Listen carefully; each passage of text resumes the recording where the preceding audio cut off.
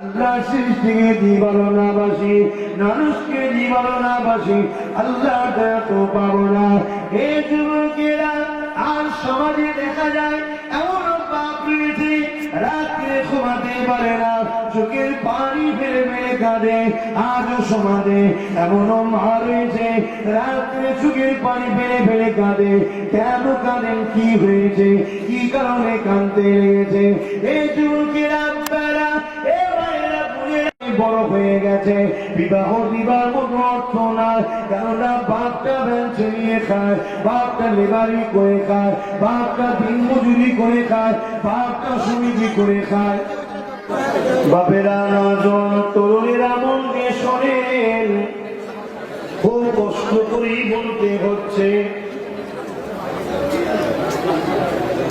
দরদ থাকে আমার কষ্ট বুঝবে। 11 সাড়ে 11 ঘন্টা চেপেছে আপনার কাছে কথা বলছি, একটু মন দিয়ে শোনেন। আল্লাহর কাছে সবাইকে ফিরে যেতে হবে, ময়দানে মাসুরে সবাইকে দাঁড়াতে হবে। হে নামাজি হাজি সবাইকে ময়দানে মাসুরে হতে হবে। ওই ময়দানে মাসুরটা কেমন হবে শুনে রেখে দেয়। আল্লাহ নবী সাহাবাদেরকে বারবার বলে, এ বাবা সাহাবারা ময়দানে মাসুরের জন্য বাবা বেশি বেশি করে কাঁদবে বাবা, আল্লাহ বলে ক্ষমা চাইবে বাবা। সাহাবা হুজুররা বলতে লাগে, ইয়া রাসূলুল্লাহ হাবিবাল্লাহ, হুজুর আপনি বারবার ময়দানে মাসুরের কথা বলে, হুজুর ময়দানে মাসুরটা কেমন হবে? এ যুবকেরা আরে পরিবর্তনে যাও, আমরা পুরীরা আপনাদের হয় আপনাদের সন্তান এসেছে আপনার নবীর খানদানের সদস্য, বুঝিয়ে দিয়ে যায় পরিবর্তন হয়ে যায়। এই দুনিয়ার লোভে পড়ে আখিরাতকে হারিয়ে ফেলবেন না। এই দুনিয়ার জালিম নেতাদের পাল্লায় পড়ে আমার রাসূলুল্লাহকে ছেড়ে দেবেন না। নেতা তো আমার তোমার একজনই, তিনি হলেন আব্দুল্লাহ লাল আমিনা আব্দুল্লাহ।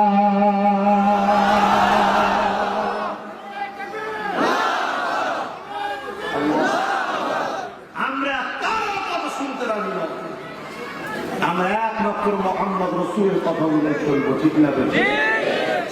মুখে তো বললেন ঠিক, আর বাইরে বেরিয়ে নবী ভুলে যান কেন?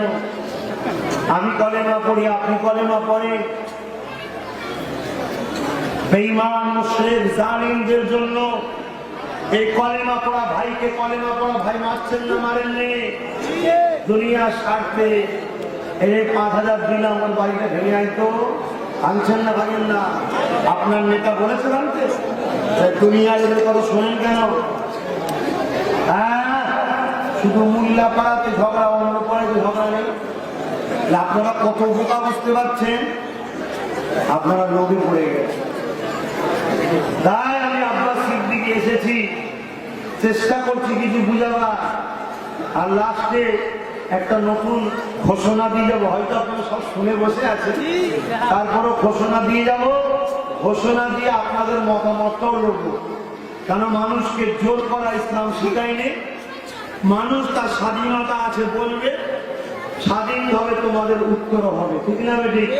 যার ভালো লাগবে আব্বাস সিদ্দিকীর পাশে থাকবে, যার ভালো লাগবে না সে জালিমদের পাশে থাকবে। দুটো তো রাস্তা, এক শয়তানের এক রাসূলের বা আল্লাহ, দুটো তো রাস্তা, ঠিক না বেটি? আল্লাহ নবী মদিনার নববীতে বসে আছে, এমন সময় একজন যুবক এসে গ্রামের ছেলে রাসূলকে জিজ্ঞেস করছে, হুজুর কিয়ামত কবে হবে? বুখারী মুসলিম মুত্তাফাকুন আলাইহি হাদিস। আল্লাহ নবী বললেন, মাআদাত্তা লাহা, এ বাবা ছেলে তুমি কিয়ামতের জন্য কি করেছো? কিয়ামত তো অবশ্যই হবে। কি হবে না হবে না?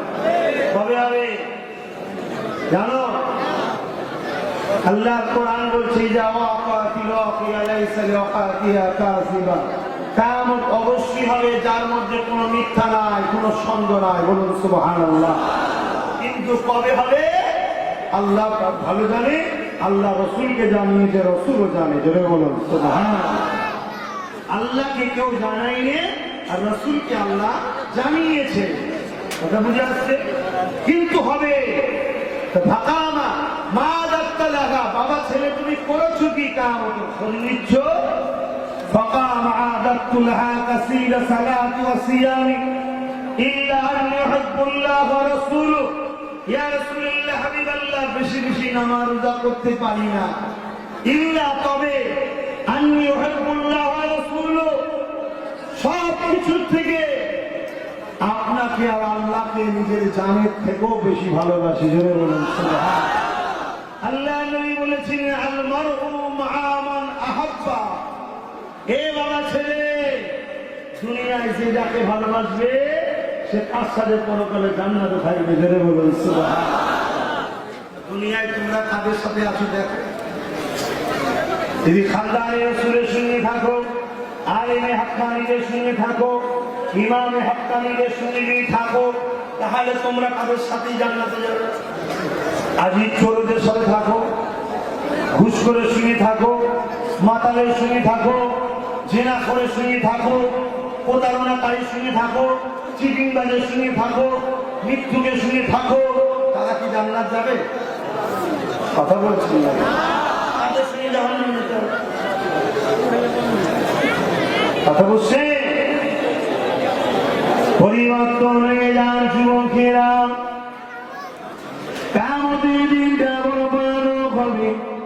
ওই দিনটা তো কঠিন হবে। আল্লাহ নবী সাহাবাদেরকে বারবার বলে, এ যুবকেরা, আম্মা বোনেরা, বাপেরা, মন দিয়ে শুনে নেন, আরে কিয়ামতের দিনটা কি হবে? আল্লাহ নবীকে সাহাবারা জিজ্ঞাসা করেছিলেন, ইয়া রাসূলুল্লাহ, হাবিবাল্লাহ, আপনি বারবার কিয়ামতের কথা বলেন, কিয়ামতের দিনটা কেমন হবে? আল্লাহ নবী বলেছেন, সাহাবারা শুনে রেখে দাও, কিয়ামতের দিনে এমন বাপ পাওয়া যাবে নিজের ছেলেকে জমিনে শুইয়ে দিয়ে তার বুকের উপরে পা দিয়ে দাঁড়িয়ে যাবে। কিয়ামতের দিনে এমন মা পাওয়া যাবে নিজের মেয়েকে জমিনে শুইয়ে দিয়ে তার বুকের উপরে পা দিয়ে দাঁড়িয়ে যাবে। কিয়ামতের দিনে এমন ছেলে পাওয়া যাবে বাপকে জমিনে শুইয়ে দিয়ে তার বুকের উপরে পা দিয়ে দাঁড়িয়ে যাবে। কিয়ামতের দিনে এমন মেয়ে পাওয়া যাবে মাকে জমিনে শুইয়ে দিয়ে তার বুকের উপরে পা দিয়ে দাঁড়িয়ে যাবে। সাহাবা হুজুররা কাঁদতে লাগলেন, ইয়া রাসূলুল্লাহ, হাবিবাল্লাহ, হুজুর এমনটা কেন হবে? আল্লাহ নবী জানিয়ে দিলেন, হে বাবা সাহাবারা, সূর্যের বর্তমান 1 ঘন্টা কোটি কোটি মাইল দূরে রয়েছে। এই সূর্যের তাপ সহ্য করা যায় না। কিয়ামতের দিন আল্লাহ নবী জানিয়ে দিলেন, মাথায় রাখবেন, দেখতেলাম একা সময় সূর্যকে আল্লাহ নামিয়ে দেবে। ওই সূর্যের তাপেতে জমিনটা পুড়ে লাল হয়ে যাবে, ওই জমিনে কেউ দাঁড়াতে পারবে না। এ যুবকেরা, ওই দিন তোমার দুনিয়ার কোন নেতা নেত্রী কাজে লাগবে না, কোন দাদা দাদাগিরি চলবে না, কোন নেতার নেতৃত্ব চলবে না। এই দিনে তোমার আমার কি হবে উপায়? কি করবে এই দিন? শুনছেন তো নাকি? এই দিনের জন্য তো ভয় করে শুধরাতে হবে তো নাকি? পরিবর্তন হতে হবে তো। একমাত্র ফলো করতে হবে রাসূলকে। আমার কথা একমাত্র নাকি?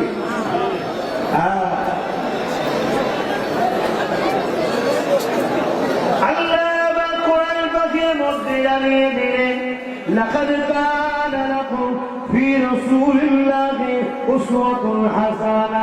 এই দুনিয়ার মানুষেরা, আমি আল্লাহ তোমাদের জন্য আমার দোস্তকে মডেল করে বানালাম, উসওয়া করে বানালাম। তোমরা আমার রাসূলকে, আমার দোস্তকে অনুসরণ করবে, নামাজ পড়বে, আমার নবীকে দেখো, রোজা রাখবে, আমার নবীকে দেখো হজ করবে, আমার নবীর কাছে শেখো, নবীকে দেখো যাকাত দেবে, আমার নবী যেভাবে দিতে বলেছে তার খায়রাত করবে, আমার নবীকে দেখো মেয়ের বিয়ে দেবে, আমার নবীকে দেখো এই যুবকেরা পাড়া প্রতিবেশীর সঙ্গে আত্মীয়তা করবে, আমার নবীকে দেখো গায়ে ইসলামের সঙ্গে উঠে বসা করবে, আমার নবীকে দেখো এই যুবকেরা সবকিছু নবী নবী নবী নবী নবী, এমনকি শুনে রেখে দেন রাজনীতিও যারা করবে আমার নবীকে দেখে করতে হবে, অন্য কোন রকম ভাবে করাটা হারাম, চলবে না চলবে না, কেন আমার নবীর মানুষের জন্য মডেল।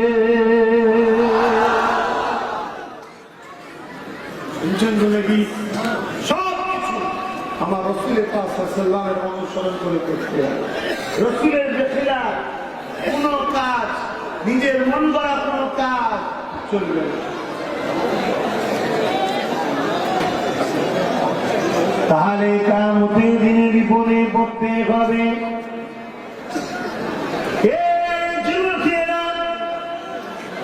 আল্লাহ নবী যদি গোলাম হতে পারো, দুনিয়াতেও কোনো চিন্তা থাকবে না, আখিরাতেও কোনো চিন্তা থাকবে না। এখন গরিবে নওয়াজের দুনিয়ায় কোনো চিন্তা ছিল না, আখিরাতেও কোনো চিন্তা নাই। আজও গরিবে নওয়াজের কাছে কোটি কোটি কোটি কোটি সারা পৃথিবীর মানুষ আসতে লেগেছে, কেননা গরিবে নওয়াজ আমার রাসূলুল্লাহর গোলাম ছিল।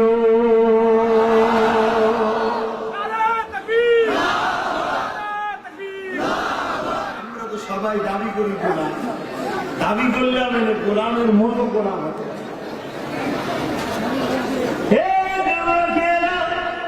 আর আপনাদের এলাকায় এই মালদা জমিনে শুয়ে আছে হযরত সিরাজ আকিশ রাহমাতুল্লাহ আলাইহি, এমন করে আজও মানুষ বাবু ইবনে হুজুরের দরবারে যায়, হুজুরের ওসিলা দিয়ে আল্লাহ পাকের কাছে দোয়া চায়, হুজুরকে মহব্বত করে ভালোবাসে।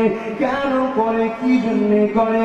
কারণ সিরাজ আকিশ রাহমাতুল্লাহ আলাইহি প্রকৃতপক্ষে আল্লাহ নবীর গোলামি করেছিলেন।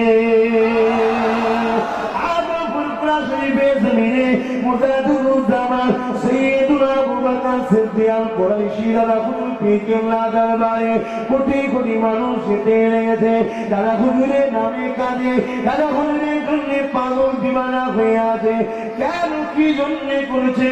কারণ আবু বকর সিদ্দিক আমার রাসূলের পাক সাল্লাল্লাহু আলাইহি ওয়াসাল্লাম রেখে যাওয়া ইসলামকে ধারক বাহক হয়েছিল, অর্থাৎ আমার নবী পাকে রেখে যাওয়া ইসলামের প্রকৃতপক্ষে গোলামি করেছিলেন। আল্লাহ নবী জানিয়ে দিয়ে, বাবা আমার উম্মাতিরা, তোমরা আমার রূহানি সন্তান সন্তানি, তোমরা আমার ছেলে মেয়ে। বাবা আল্লাহ নবী তোমাদের আমাদের সম্বন্ধে বলেছে, আমার উম্মাতিরা, আমার রূহানি সন্তান, আমার রূহানি বাচ্চা তোমরা। এই যুবকেরা আল্লাহ নবী বিদায়ের সময় বলেছিলেন, বাবা সাহাবারা, আমার উম্মাতিদেরকে জানিয়ে দেবে 63 বছর দুনিয়াবি জিন্দেগিতে আমি রাসূলুল্লাহ যা করলাম, আমি আমার উম্মতের কাছে, আমার উম্মতিদের কাছে আমি নবী তিনটে জিনিস রেখে গেলাম। প্রথম নম্বর হলো কিতাবুল্লাহ, আল্লাহ পাকের কিতাব। দ্বিতীয় নম্বর সুন্নাতে রাসূলি, আমি নবী আমার সুন্নাত। 3 নম্বর হলো আহলে বাইতি। আমি কোনদিন বিনিময় তোমাদেরকে কিছু নেই না, আমি আমার কোরআনকে রেখে গেলাম, সুন্নাতকে রেখে গেলাম, আমার আহলকে রেখে গেলাম। আমার উম্মতিকে জানিয়ে দেবে, এই তিনটে যে মজবুত করে যারা ধরবে, দুনিয়া আখিরাতে তাদের কোনো চিন্তা থাকবে না। অপর এক রায়াতে আছে, আমি তোমাদেরকে দুটো জিনিস রেখে গেলাম, একটা কিতাবুল্লাহ আর একটা আহলে বাইত, আমার আহাল পরিবার, আমার খানদান, দুটো রেখে গেলাম। এই দুটোকে ধরতে হবে, অর্থাৎ এই দুটো যেভাবে চলতে বলছে, অর্থাৎ কোরআন আর কোরআন অনুযায়ী আহলে রাসূলুল্লাহ যেভাবে শিক্ষা দিচ্ছে, এই দুটোকে মজবুত করে ধরতে হবে, তবে তো কামিয়াব হবে। দুটো কষ্ট আলোচনা, এই দুটো ছেড়ে দিয়েছি বলেই তো আমাদের দুর্দশা। আল্লাহ নবী নামাজ পড়লে খুশি না নামাজ কাজা করলে খুশি? আমরা নামাজ পড়ি না কেন? অর্থ বলি নবীকে ভালোবাসি। ভালোবাসা কাকে বলে? হ্যাঁ বলো যুবকরা, ভালোবাসা কাকে বলে? তোমরা কি জানো সংজ্ঞা ভালোবাসা? আমি যেটা জানি ভালোবাসা বলছি তোমাদের সঙ্গে মতের মিল খাইতে দেখো। ভালোবাসা কাকে বলে? যাকে ভালোবাসি সে যাতে রাজি আমি যাতে রাজি, তার জন্য আগুনের ওপর দিয়েও যেতে রাজি, তার জন্য পাহাড় থেকে লাফ মারতেও রাজি, তার জন্য জানকে কুরবান করতেও রাজি। আমার কোনো স্বার্থ নাই, আমি যাকে ভালোবাসি তার খুশিটাই হলো আমার সবকিছু। একে বলে ভালোবাসা, ঠিক না? আজ যদি আমরা প্রকৃত রসুলকে ভালোবাসি, নবী তো নামাজ পড়লে খুশি, আমরা কেন পড়ি না? নবী রোজা রাখলে খুশি, আমরা কেন রাখি না? নবী হজ করলে খুশি, আমরা কেন করি না? মানদাররা, আল্লাহ নবী গরিবকে ভালোবাসলে খুশি না না ভালোবাসলে খুশি? আল্লাহ নবী গরিবদের ভালোবাসলে খুশি না গরিবদের ঘরে কষ্ট দিলে খুশি হয়? কোনটা? আমরা গরিবদের কষ্ট দিই কেন? কি গো, দাও না দাও না? কেউ ডাইরেক্ট দেয়, কেউ ইনডাইরেক্ট দেয়। সবাই মিলে আমাকে ক্ষমতায় বসালে, সিংহাসনে বসে আমি জ্বালাচ্ছি গরিবদের ঘরে, ওটা তো তোমাদেরও পাপ হচ্ছে। কথা বুঝছো না? আর আমি ডাইরেক্ট। অথচ নবী মদিনার নওয়ালিতে বসে আছে, এক ব্যক্তি এসে রাসূলকে জিজ্ঞাসা করলো, হুজুর ইসলামের সব থেকে ভালো কাজ কি? আল্লাহ নবী বললেন, ক্ষুধার্তকে ভোকাকে খানা খাওয়ানো। জোরে বলুন সুবহানাল্লাহ। আজ আমরা গরিবদের ঘরে খানা দিয়া তো দূরের কথা, গরিবদের মুখ থেকে খাবারকে কেড়ে নিচ্ছি, গরিবদের অধিকারকে কেড়ে নিচ্ছি, গরিবদের উপরে জুলুম করছি। আরে কেউ ডাইরেক্ট করছে, কেউ জালিমকে ক্ষমতায় বসিয়েছে, তাই তো সে করতে পারছে। চুরি করা আর চোরকে সাপোর্ট করা একই তো, অন্যায় করা অন্যায়কারীকে সাপোর্ট করা একই তো। গরিবকে কেউ যদি কষ্ট দেয় তাহলে সে রাসূল পাক সাল্লাল্লাহু আলাইহি সাল্লামকে কি করে ভালোবাসলো? আল্লাহ নবী জানিয়ে দিলেন, গরিবরা ধনীদের থেকে 50,000 বছর আগে জান্নাতে যাবে। জোরে বলুন সুবহানাল্লাহ।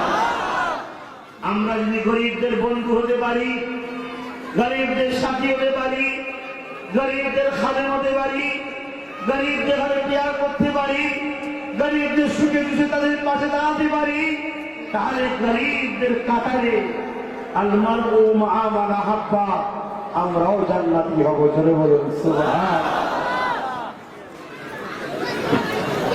আল্লাহ নবীকে ভালোবাসে, নবী পাকের প্রকৃত গোলাম যদি হন, চিন্তার কোনো কারণ থাকবে না।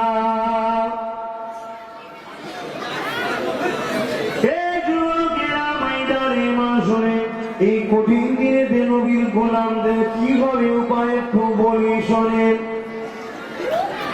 আল্লাহ নবী যখন এইভাবে বুঝাতে লাগে, সাহাবাদের মধ্যে থেকে হযরত শেরে খোদা হযরত আলী রাদিয়াল্লাহু তাআলা হুজুর আমার ওখানে বসেছিলেন।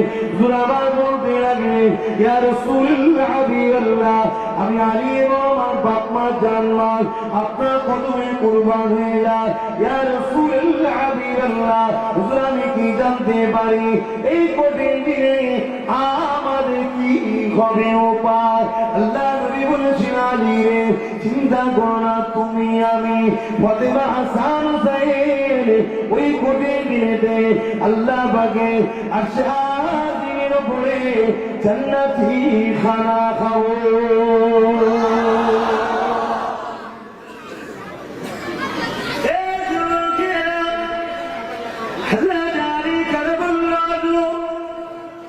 আল্লাহ নবীকে পরে জিজ্ঞাসা করেছিলেন, ইয়া রাসূলুল্লাহ হাবিবাল্লাহ, আমাদের গোলাম আমাদের কি হবে উপায়? মন দিয়ে শোনে, এই কঠিন দিনেতে যে দিনে মাথাহীন অবনতি গড়ে গড়ে পড়বে, যে দিনেতে জমিনটা পুড়ে পুড়ে লাল হয়ে যাবে, জমিনে দাঁড়াতে পারবে না, যে দিনেতে মানুষ নিজের পাশিনাতে নিজেরা সকাল কাটতে থাকবে, যে দিনে জাহান্নাম লম্বা লম্বা জীবন করে বর্ষণ করে ধরতে যাবে, ওই দিনেতে হযরত আলী জিজ্ঞাসা করেছিলেন, ইয়া রাসূলুল্লাহ হাবিবাল্লাহ, আমাদের গোলামদের কি হবে উপায়? আল্লাহ নবী বলেছিলেন, এ আলী রে, গোলামরা তো আমাদের সাথেও খানা খাবে।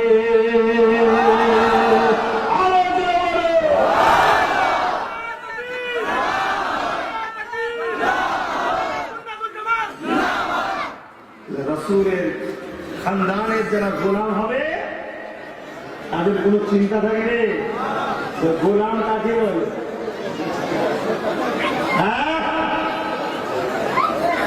গোলাম কাকে বলে? আল্লাহ নবী দিন দুনিয়ার বাদশা হাবিবুল্লাহ ইনসাফ প্রতিষ্ঠিত করলো, ন্যায় প্রতিষ্ঠিত করলো। আজ আজকে আমরা অন্যায়ের পক্ষে ছুটে বেড়াচ্ছে, রাসূলের গোলামের কাজ হতে পারে? কত কষ্ট করেছে নবী আমার এই সমাজকে পরিবর্তন করার জন্য। আর যদি আমাদের ঘরে নবী দেখতো, কত কষ্ট পেত যে এদের জন্য আমি দান্দা মোবারক শহীদ করেছি, এদের জন্য আমি মার খেয়েছি, এদের জন্য পাহাড়ে বন্দী ছিলাম, এদের জন্য আমি মক্কা মাতৃভূমি ছেড়ে দিয়ে হিজরত করে আসলি মদিনাতে চলে গিয়েছিলাম। আজ এদের দুর্দশা কি?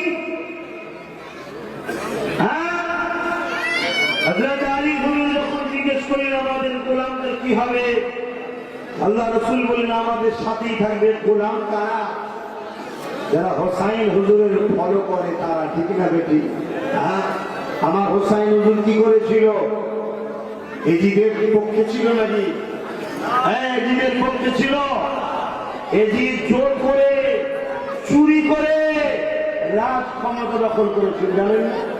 জোর জবরদস্তি। লোক চাই না এজিদকে, কিন্তু এজিদ জোর করে সিংহাসনে বসে গিয়ে প্রশাসনের ক্ষমতা দিয়ে পাওয়ার দিয়ে গরিবের উপরে জুলুম করেছিল। ইমামে হোসাইন কি বলেছিল? এজিদের বিরোধী করেছিল, এজিদের বিরুদ্ধে ছিল হোসাইন। আজ আমরা এই প্রকৃত পক্ষে রাসূলের গোলাম হতে পারি, খানদানে রাসূলের গোলাম হতে পারি, তাহলে কোন দিনের জন্য কোন মুহূর্তে জালিমদের পক্ষে থাকা যাবে না। কেন? আমার হোসেন গর্দানকে দিয়াকে পছন্দ করেছে, তথাপিও এজিদের কথা কখনো মানে নিয়ে চলে বলেন সুবহানাল্লাহ। যদি তরোয়ারের তলাতেও তুমি শুয়ে থাকো, তরোয়ার তোমার গলায় চালিয়ে দেবে। এক মুহূর্তের জন্য তুমি যদি ভাবো এ আমাকে মেরে দেবে, তোমার ঈমান চলে যাবে। তরোয়ারের তলায় থেকেও মারার ক্ষমতা ওর তোমাকে না, একমাত্র মারার মৃত্যু দিবার মালিককে।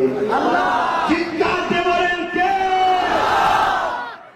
সেই আল্লাহর উপর তোমার ঈমান করতে। যদি আমার আল্লাহ তোমাকে বাঁচাতে চায়, এই তরোয়ালের তলা থেকে বাঁচাতে পারে না? পারে না। ইব্রাহিম খলিল ইচ্ছা করে ইসমাইল নবীকে পেঁচ দিচ্ছে, একবার না, দুবার না, তিনবার তরোয়াল কালাম। আল্লাহ বলেছে একদম আমার ইসমাইলের গলায় চলবি না। পেরেছিল তরোয়াল কাটতে? সেই আল্লাহ আমাদেরকে সৃষ্টি করেছে তো নাকি? সেই আল্লাহ আছে তো না? বলে চেঞ্জ হয়ে গেছে, সরকার যেমন চেঞ্জ হয়ে গেছে নাকি? নাউযুবিল্লাহ মিন যালিক।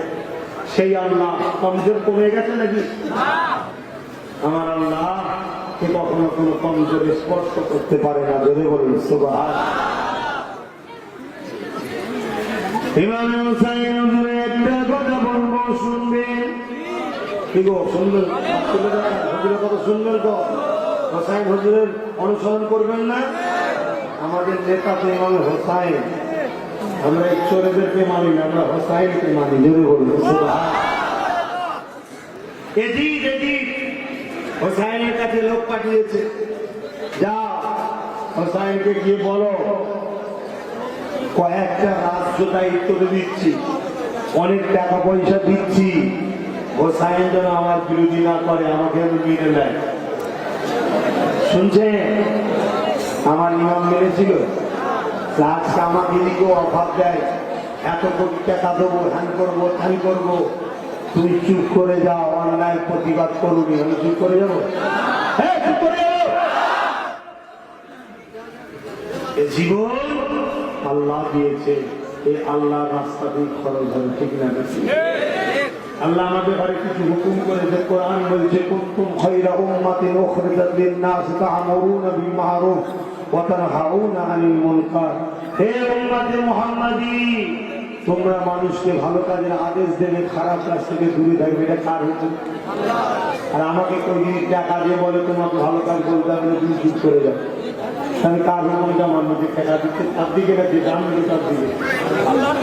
হ্যাঁ আল্লাহ। আমার আল্লাহ চাইলে আমাকে ধনী করতে পারে না, পারে না? আমার আল্লাহ চাইলে আমাকে ভিখারি করতে পারে না, পারে না? আজকে 50,000 কোটি টাকা দিয়ে ঘরে ঢুকবো, কাল সকালে একটা বুকে যন্ত্রণা হয়েছে, মাইকে ঘোষণা করছে ফুরফুরে আব্বাসের দিকে ইন্তেকাল হয়ে গেছে। 50,000 কোটি কি হবে? মানে কাপড়ের খবর দেবে নাকি?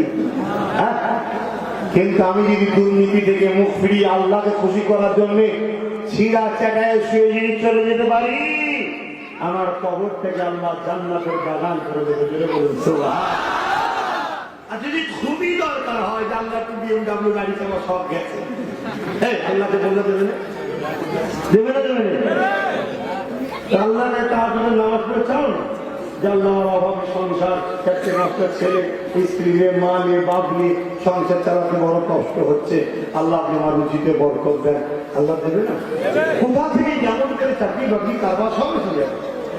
আল্লাহ ছেড়ে দিয়ে জালিমদের তুমি ঘুরছো, লোভে লোভে 200 টাকা যদি পাওয়া যায়, 200 টাকা যদি পাওয়া, 1 প্লেট বিরিয়ানি যদি হয়, এই ঠান্ডায় তো ঘুরে বেড়াচ্ছে। আরে নিজেকে চিনতে শেখো। হরিণের পেটে নির্গোনামি হয়, আর হরিণ সারা জঙ্গলময় ঘুরে বেড়ায় খুশবু চলে, ও বোকা জানেনি ওর পেটে দামিটা আছে। তোমাদেরকে আল্লাহ কি নিয়ামত করেছে বোকার মতো তোমরা জানো না। আরে তোমরাই তো পৃথিবীকে রাস্তা দেখিয়েছো শান্তি, তোমরাই তো পৃথিবীকে অশান্তি থেকে মুক্তি করেছো, তোমরাই তো পৃথিবী থেকে সন্ত্রাস মুক্ত সমাজ করে তুলেছো, তোমরাই তো নারীদের মর্যাদা দিয়া শিখিয়েছো, তোমরাই তো মায়ের অধিকার দিয়েছো, তোমরাই তো গরিবের মুখে হাসি দিয়েছো, তোমরাই তো দুনিয়াকে শান্তির রাস্তা দেখিয়েছো। আজকে তোমরাই কেন দুর্নীতির মধ্যে জড়িয়ে গেলে? তোমরা তো 700 বছর, 800 বছর, 900 বছর, স্পেনের মতো 800 বছর রাজত্ব করেছে। আমেরিকা, সাউথ আফ্রিকা দিয়ে শুরু করে অস্ট্রেলিয়া, ব্রিটেন, ডেনমার্ক দিয়ে শুরু করে সারা ওয়ার্ল্ডে তোমরাই তো 700-800 বছর রাজত্ব করেছিলে। আজ কেন তোমরা ভিখারি হলে? কেন তোমরা গোলাম হলে? শুধুমাত্র লোভে পড়ে। একটু সবর করো, ওর নিজের পরে দাঁড়াও, নিজের কিছু ভালো তোমরা মান। আর একটা সমস্যা আমাদের মধ্যে, বড় প্ল্যান করে, বড় দুর্ভাগ্য এটা, আমাদের মধ্যে জামাত এক একটা দল ইখতিলাফ আছে, কি ঠিক না? কিন্তু আমি প্রথমে বলেছি, আজও আরেকবার বলছি, ইখতিলাফ আমাদের থাকবে, ইখতিলাফ থাকবে। আমরা ঘরের মশলা, কিতাবের মশলা, ঘরের ভাই ঘরে বসে বলে আমরা সমাধান করবো, কথা বুঝছেন না? আমরা ওই ইখতিলাফটাকে মারপিটে নিয়ে দিচ্ছি, এটাই হচ্ছে অন্যায়। আরে ইখতিলাফ তো কিতাবে, ওটা লড়াই কেন আসবে? আমার ইমামকে আমি ভালোবাসি, আমার ইমাম যেটা বলেছে আমি মানি, আপনার ইমাম আপনাকে যেটা বলেছে মানে, যে যার অনুসরণ করে। কিন্তু বাজারে গিয়ে তো আমরা দুনিয়া গিয়ে বসতে পারি, পাড়ায় আপনার জন্য থাকতে পারি তো, আপনার কিছু হলে আমি আপনার পাশে দাঁড়াতে পারি তো, আমার কিছু হলে আপনি আপনার পাশে দাঁড়াতে পারেন তো। আপনি আপনার হুজুরকে নিয়ে থাকেন, আপনি আপনার মৌলানাকে নিয়ে থাকেন, আপনি ওনার জলসায় যাবেন, ওনাকে মুসাফা করে নজরানা দেবেন, ওনাকে দাওয়াত করে আনবেন, ভালো মন্দ করে খাওয়াবেন, আপনার হুজুর আপনার কাছে ওয়েলকাম, মোবারকবাদ, ধন্যবাদ। কিন্তু আমরা নিজেদের মধ্যে ডিভাইড হচ্ছি কেন? মারপিটে চলে যাচ্ছি কেন? হিংসায় চলে যাচ্ছি কেন? আমরা নিজেদের মধ্যে ডিভাইড হওয়াতে আজ এত থাকার পরও তো তোমার এলাকায় বিক্রি বেরোচ্ছে। এই কথাটা খারাপ লাগলো নাকি? একটাই কারণ, শুধু আমরা বোকার মতো 200-500 টাকায় ভাগ হই। আল্লাহ আজকে পীরের বাচ্চা, নবীর খানদানের সদস্য, আপনার ভারতীয় নাগরিক, আপনাদেরই একটা সন্তান, আপনাদের ভাই হিসাবে ভালোবেসে বুঝাবার চেষ্টা করছি। আল্লাহ রাস্তে এক হয়ে যান। না হয় মায়ানমার দেখতে হবে, কে ফুলপুরা, কে তবলি, কে দেওবন্দি, কে বেরেলি। মায়ানমার দেখতে হবে, একবার জিজ্ঞেস করবে না ফুলপুরাকে মাফ করে দে, এ বেরেলিকে মাফ করে দে, একবার জিজ্ঞেস করবে না। মুসলিম মেয়ে দেখবে, ঘর থেকে বার করে ওপেন বাপ মায়ের সামনে তার শারীরিক নির্যাতন করবে, আপনি কিছু করতে পারবেন না। উপরন্ত কাশ্মীরে যেমন আমার বোনকে রেপ করলো, উপরন্ত যারা রেপ করেছে তাদের পক্ষে দাঁড়িয়ে একদল জালিমরা আবার স্লোগান দিয়ে বলেছে, ও মুসলমানের মেয়েকে রেপ করেছ, ঠিক করেছ। একবার জিজ্ঞেস করেছেন ভাই কাশ্মীরের 80 বার বাবা ফুরফুরা করে কি, তবলিগ করে কি, আহলাদিস করে কি, নারাতল করে কি, কি বলে দেওবন্দি করে কি, বেরেলি করে, কেউ জিজ্ঞেস করেছে? এই কথা আমার খারাপ লাগছে নাকি? বলুন ভাই, নষ্ট করে চলে যাচ্ছে। শুধুমাত্র বাঁচাবার চেষ্টাই বুঝাচ্ছি। তাহলে এই দুই চোখে আল্লাহ যা দেখাচ্ছে, তোমরা ওই চোখে ঈদ দেখতে পেতে তোমরা আব্বাস সিদ্দিকীর মতো মানুষকে বুঝাতে ব্যস্ত হয়ে যেতে। আমি জানকে হাতে নিয়ে বাংলা গলিতে গলিতে ঘুরে বেড়াচ্ছি দিন রাত ধরে। আব্বাস সিদ্দিকী কোন এমএলএ হওয়ার জন্য নয়, আব্বাস সিদ্দিকী কোন মন্ত্রী হওয়ার জন্য নয়। আরে বহু এমএলএ মন্ত্রী আমাদের দুয়া নিয়ে জিতার জন্য আমাদের কাছে ঘুরঘুর করে। বাংলা গলিতে গলিতে ঘুরে বেড়াচ্ছি, বড় দুঃখের সাথে বলতে হয়, চারিদিকে যদি তাকিয়ে দেখে বারবার বারবার আমরা দেখছি আমার মসজিদকে অ্যাটাক করছে, বারবার যারা অ্যাটাক করছে তাদেরকে আমরা উপযুক্ত ব্যবস্থা শাস্তি দিতে পারছি না, কেননা তারা রাজ শক্তি দিয়েই আমার মসজিদকে মিটাচ্ছে। আজ আপনার মালদায় আদিনা মসজিদ আছে, ওই মসজিদকে টার্গেট করেছে ভাঙা। এই বাংলাতে এয়ারপোর্টের ভেতরে মসজিদ আছে, ওকে ভাঙার টার্গেট করছে। কারা করছে? জালিমরা টার্গেট করছে। আমরা দেশপ্রেমিকরা তার ধর্মের উপরে যারা আঘাত দিই না, কি মুসলমান, কি হিন্দু, কি দলিত, কি আদিবাসী, আমরা কিছু করতে পারছি না। কেন পারছি না? ওদের হাতে রাজ ক্ষমতা আছে, আমাকে জোর করে আমার মসজিদের বেওয়ারি করছে, তথাপি আমি মসজিদকে বাঁচাতে পারছি না, কেন আমার হাতে রাজ ক্ষমতা নাই। তাই কথা বুঝছেন না, বোঝেন না? ওদেরকে রাজ ক্ষমতা তো আমরাই দিয়েছি। আমাদের দেয়া ভোট দিয়ে আমাদের আল্লাহ ঘরকে বেওয়ারি করছে। আমি জানতে চাই যুবকদের কাছে, যে মসজিদ ভাঙতে সে তো জাহান্নামে যাবে, তাকে যে ভোট দিয়ে ক্ষমতা এনেছে সে কি জান্নাতে যাবে মনে হয়? এতদিন ধরে আমরা কি কাজ করেছি ভাবো। আজ ভাবার সময় এসেছে। আগে কে ভাবিয়েছে কে ভাবাইনি আমি ইখতিলাফে যাব না, কিন্তু এখন ভাবার সময় এসেছে না আসলে? আজ মালদার মুখে এত বড় একজন ইমাম শুয়ে আছে, এক কথায় দেওবন্দি হোক, বেরেলি হোক, ফুলপুরা হোক, তাবলীগ জামাত হোক, যে কোনো দলেরই হোক না কেন, পীরানে পীর সিরাজ আকি হুজুরকে সবাই কিন্তু সম্মান করে, সবাই ভক্তি করে, সবাই ভালোবাসে, ঠিক না বেটি? আজ তেনার নামে মালদার বুকে একটা কলেজ এখনো পর্যন্ত হলো না। আর মালদার মুসলমানের কাছে আমি জানতে চাই, কেন হবে সিরাজ আকি হুজুরের সামনে মালদার বুকে কলেজের দরকার আছে না?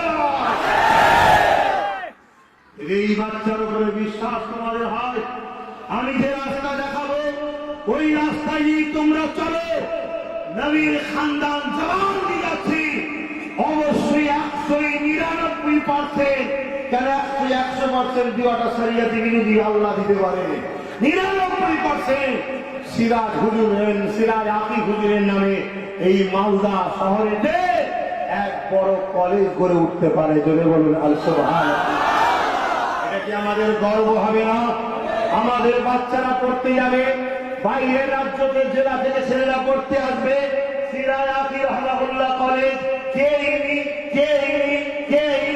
যুগ যুগ ধরে সিরাজ আকি রাহমাতুল্লাহ আলাইহির চর্চা হবে। দিনাকে লোক চিনবে, আউলিয়াদের ওলিদের দুশমনেরা তারাও আস্তে আস্তে সিরাজ আকি হুজুরকে চিনবে। জাতি ধর্ম বর্ণ নির্বিশেষে সবাই দিনাকে চিনবে। সিরাজ আকি হুজুরের রুহানি দোয়া আর হুজুরের প্রেমিকরা অবশ্যই পাবে। বলে বলুন সুবহানাল্লাহ।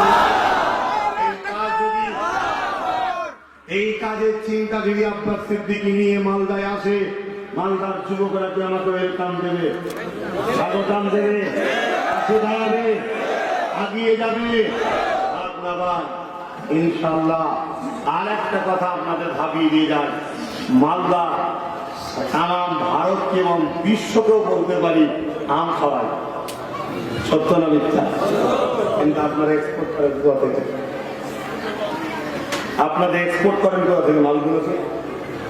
বলুন। আপনি আম চাষ করেন, আমের কারবার তো আপনারা ছোট পাইকারি হোক আর বড় পাইকারি হোক, কি গো এ কথা বলার সাথে ঠিক আছে নাকি? আমি ব্যবসার কথা আছে না? তা আমি আমার কমকে ব্যবসা শেখাবো না? মানে আপনারা আমের এখান থেকে এক্সপোর্ট করেন কোথা থেকে? হ্যাঁ, কলকাতা। এখান থেকে কলকাতা নিয়ে যেতে গিয়ে কেজি পিছু যত কমই হোক 5 টাকা লস হচ্ছে না? তো ওইটা যদি কয়েক লক্ষ কেজিতে যায়, আজ আমি চাই মালদা একটা ব্যবসা কারবার আমের, এবং এই মালদায় বিশেষ করে সংখ্যালঘু মুসলিম সম্প্রদায়ের সংখ্যাটা তুলনামূলক অনেকটা বেশি। তারা আম কারবার ব্যবসা বাণিজ্যের সঙ্গে জড়িয়ে আছে। আমি চাই এই মালদার বুকে একটা এখান থেকে ডাইরেক্ট তামাম ওয়ার্ল্ডে যেন আম এক্সপোর্ট করার একটা ব্যবস্থা তৈরি করা হয়। এটাকে আপনারা চান? এটা আপনারা চান? আপনারা এই কথা বুঝতে পারছেন আমি কি বলছি? এতে হাজার হাজার বেকার ছেলেদের চাকরি হবে, কর্ম পাবে, এবং যারা কারবারি ব্যবসায়ী ছোট হোক আর বড় হোক, যে লাভটা পাচ্ছে ওই লাভটা দ্বিগুণ হয়ে যাবে। আজ একটা এই জায়গায় যদি এক্সপোর্টের ব্যবস্থা করা হয়, এটা আরো উপকার হবে না? হবে না? এটা আমি আপনাদের পক্ষ থেকে আগামী দিন পুরো বাংলার অলিতে গলিতে আমি আওয়াজ তুলতে কি পারি? আল্লাহর লোক ইজাজত দিচ্ছেন, তুলতে পারি, তুলতে পারি। কেউ যদি আমার দাবি না মানে, আমি ডাইরেক্ট মালদাতে এক্সপোর্ট ব্যবস্থা করব এবং সিরাজ আকি হুজুরের জন্য কলেজের ব্যবস্থা করব। এর জন্য বাংলার যুব সমাজ, বাংলার মা বাপের, বাংলার বোনেদের ভাইয়ের পাশে, সন্তানের পাশে দাঁড়াতে হবে। পারবেন? কথা দিচ্ছেন পারবেন? সিরাজ আকি শাহ হুজুর, সিরাজ আকি শাহ হুজুর, পীর হুজুর। অনেক হয়েছে বাপ, পরের বাপকে বাপ বলা, আর পরের বাপকে বাপ বলবো না, নিজে বাপ তৈরি করে নেবো। এই কথা বুঝছেন না? বোঝেন না? নিজে বাপ করে নেব। কখনো সাঁতার বেশি দিন দরদ থাকে না, নিজের না হলে হয়, নিজের দরকার। আর ঘুরিয়ে ফিরিয়ে ঘুরিয়ে ফিরিয়ে ঘুরিয়ে ফিরিয়ে বার বার বার বার দেখুন রাজ ক্ষমতা দিয়ে আমার রসুলের সামনে গুস্তাগি করছে, করে না করে না? এ ফেরাউন, এ ফ্রান্সে আর ফেরাউনের জন্ম হয়েছে, ফ্রান্সে আর নমরুদের জন্ম হয়েছে, ফ্রান্সে আর আবু জেহেলের জন্ম হয়েছে, ফ্রান্সে আর দুবাইয়ে পশু অবৈধ দ্বারস সন্তানের জন্ম হয়েছে। এ জানেন না? এ কখনো আমেরিকায় হচ্ছে, কখনো ফ্রান্সে, কখনো ব্রিটেনে। এইভাবে বারবার আমার নবীর শানে গুস্তাখি যারা করছে তাদের কিছু হচ্ছে না। কেন হয়নি? তারা রাজ ক্ষমতা করছে। শুনছেন শুনছেন? আমার বাংলাতেও গুস্তাখি রসুল হচ্ছে না, হয়নি? হচ্ছে না, হয়নি? নবীর আশিকরা বলবো না তো, বলবো না তো, গায়ে লাগবে না তো, গায়ে লাগবে না তো? আজকে আসামেতে মাদ্রাসাকে অপমান করা হচ্ছে, জানেন না? আসামে মাদ্রাসাকে অপমান করা হচ্ছে, জানেন না? জানেন না? আসামে মাদ্রাসায় বন্ধ করা ষড়যন্ত্র চলছে, প্রকাশ্য বিজেপি গভর্নমেন্ট বলছে না, বলবে আমার বাংলায় মাদ্রাসা নিয়ে ষড়যন্ত্র হচ্ছে। ওই খবরটা রাখে, ওটা রাখে, শুনে রেখে যান। 2011 থেকে মাদ্রাসায় শিক্ষক নিয়োগ বন্ধ হয়েছে। যে প্রতিষ্ঠানে শিক্ষা থাকবে না ওই প্রতিষ্ঠান অটোমেটিক বন্ধ হয়ে ধ্বংস হবে না? হবে না? ও ডাইরেক্ট হত্যা করছে আর এরা সুদ পয়জন হত্যা করছে। উভয়ের লক্ষ্য মোহাম্মদ রসুলের প্রতিষ্ঠান মাদ্রাসাকে মিটিয়ে দেওয়া। কি পাওয়ারে এরা করছে? বলুন কোন পাওয়ারে? কথা বলছেন না কেন? রাজ পাওয়ারে। রাজকে বলুন, নবীর মাদ্রাসাগুলোকে নিয়ে রাজ ক্ষমতা নিয়ে যারা অপমান করতে চাইছে সেই মাদ্রাসাগুলোকে বাঁচানোর জন্য আমাদের রাজ ক্ষমতার দরকার আছে না নয়?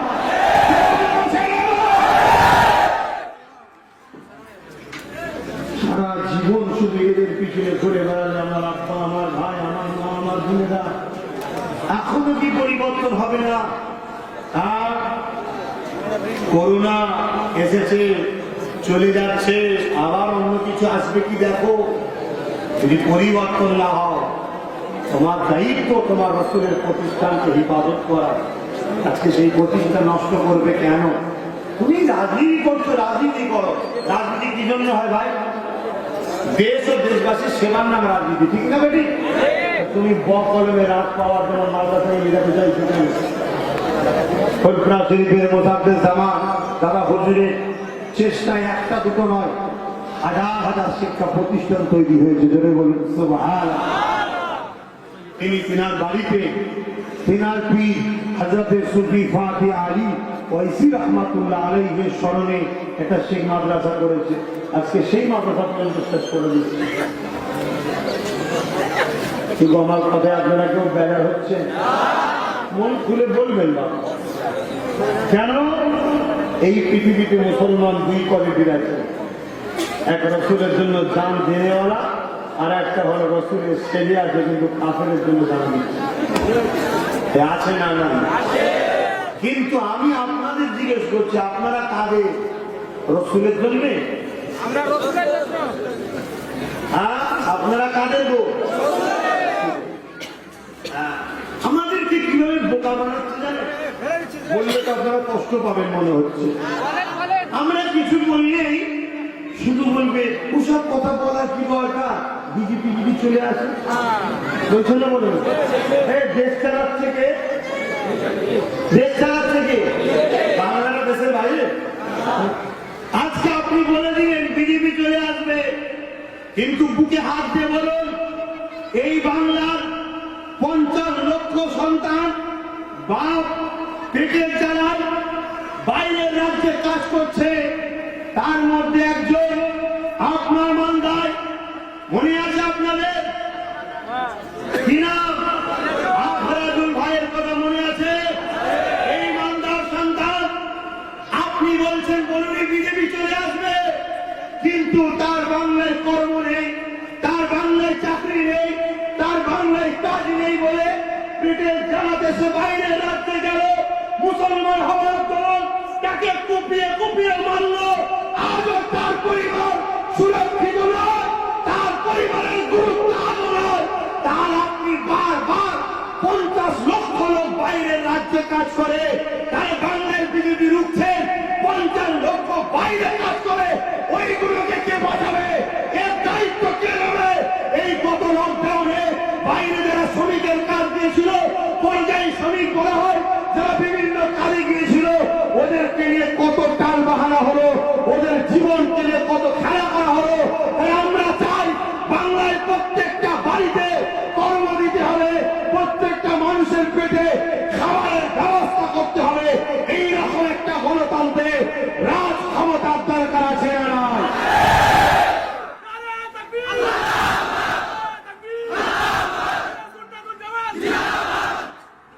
শুধু বোকা বানালে হবে না, আরে নামাজ তো পড়তে হবে, কিন্তু নামাজে সেজদায় গিয়ে পেটে খিদে থাকে, ও সেজদায় মিলান হবে।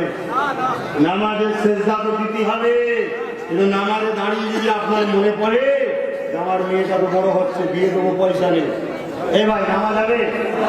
ও নামাজ তো ভাই কি হয়ে যাচ্ছে বুঝতে পারছেন না? হ্যাঁ, শুনছেন না? তারপরে আপনি রোজা রাখছেন, হজ করছেন, নামাজ পড়ছেন, সব ঠিক আছে, কিন্তু কিন্তু আপনার বাড়িতে আপনার মায়ের অপারেশনের পয়সা দরকার, 2 লাখ আপনি করি, ওই চিন্তাটা কেন যায়? শুনছেন না? কি গো, আমার আলোচনা খারাপ লাগছে আপনাদের? আজকে বলুন, সেই আফগান ভাইয়ের হয়ে আমি আন্দোলনে লেগেছিলাম, তার পরিবারের হাতে সেই সময়ে নগদ টাকা তুলে দিয়েছিলাম। আমি আন্দোলন করেছিলাম তার পরিবারে একজনকে চাকরি দিতে হবে, খবর পেলাম চাকরি দিয়েছে, LICর চাকরি।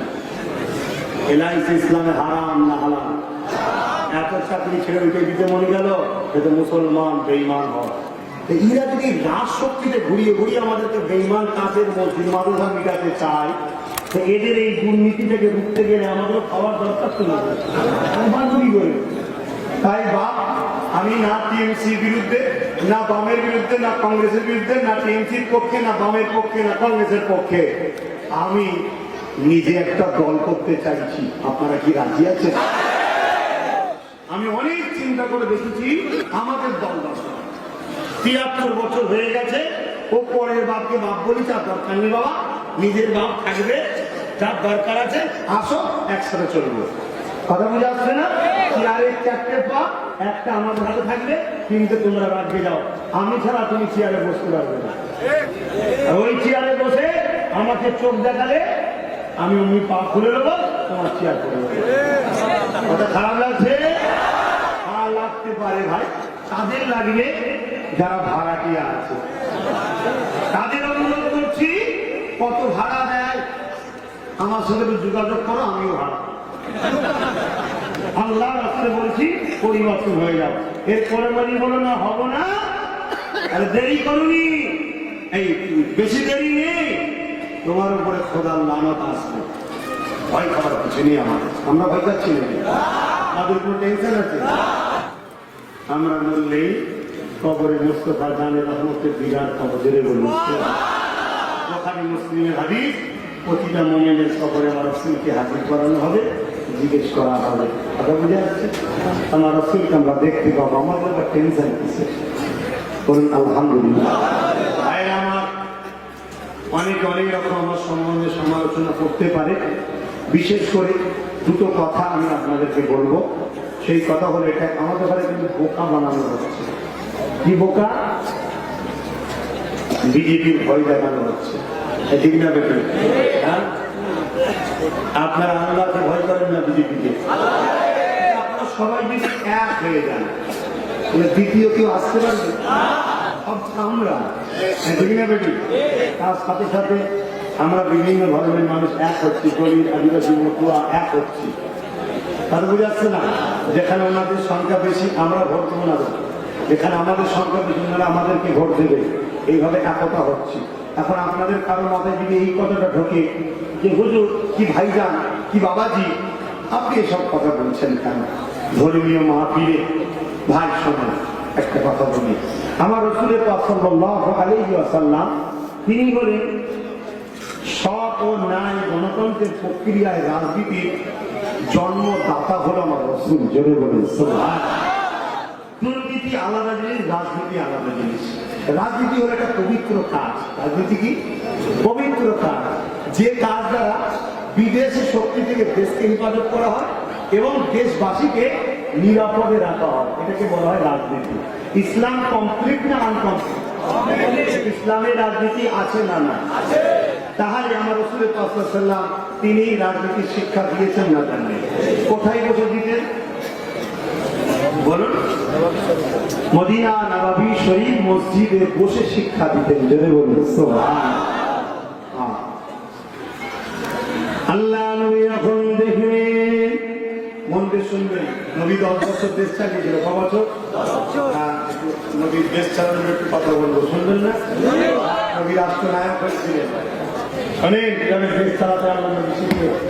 নামাজ কিভাবে পড়তে হবে নবী শিখিয়েছে, পূজা কিভাবে রাখতে হবে নবী শিখিয়েছে, হজ কিভাবে করতে হবে নবী শিখিয়েছে, যাকাত কিভাবে দিতে হবে নবী শিখিয়েছে, মেয়ের কিভাবে বিবাহ দিতে হবে নবী শিখিয়েছে, দান খায়রাত কিভাবে করতে হবে নবী শিখিয়েছে, পাড়া প্রতিবেশী কিভাবে মিশতে হবে নবী শিখিয়েছে, গায়ের ইসলামের সঙ্গে কিভাবে মিশতে হবে নবী শিখিয়েছে। আরে টোটাল সবকিছু শিক্ষা আমার নবী দিয়েছে। আরে আমার নবী যখন সব দিয়েছে, আমি একটার কাছ থেকে নেবো কেন? আমি রাজনীতি করবো কিন্তু নবী একটা কোনো শিক্ষাই করবো। সুবহানাল্লাহ। আর নবীর শিক্ষা কেমন ছিল তো শুনবেন। কি হলো রে বাবা? পানি হচ্ছে? পানি হচ্ছে? ছাদ থেকে একটু পানি ফেলা বন্ধ করে ভাই। আর একটু বলি নাকি, আমার তো ভালো লাগছে আপনাদের পেয়ে, কেন মালদাইকে আসা হয় না? যদি পরে বেশি বেশি আসি অসুবিধা নেই তো? আপনাদের সঙ্গে যুবকদের সাথে আত্মীয়তা করবো, ভাই ভাই কি দোস্তি করবো যুবকরা ইনশাল্লাহ। হ্যাঁ, বন্ধুত্বটা আমাদের সঙ্গে করবে, আমাদের সঙ্গে দুনিয়াতেও থাকবে, আল্লাহর জান্নাতেও থাকবে। বলো ইনশাল্লাহ, বলো ইনশাল্লাহ। আমরা নামাজের সময় নামাজের কথা বলবো, আবার গরিবকে সেবা করার শিক্ষাটাও দেবো, আবার বাংলা কি বলে পঞ্চায়েত চালানোর শিক্ষাও দেবো, বিধানসভা চালানো শিখাবো, লোকসভা চালানো শিখাবো, রাজ্য চালানো শিখাবো। ইনশাল্লাহ একদিন দেশ চালানোর শিক্ষাও তোমরাই করে রাখবো। জোরে বলুন সুবহানাল্লাহ।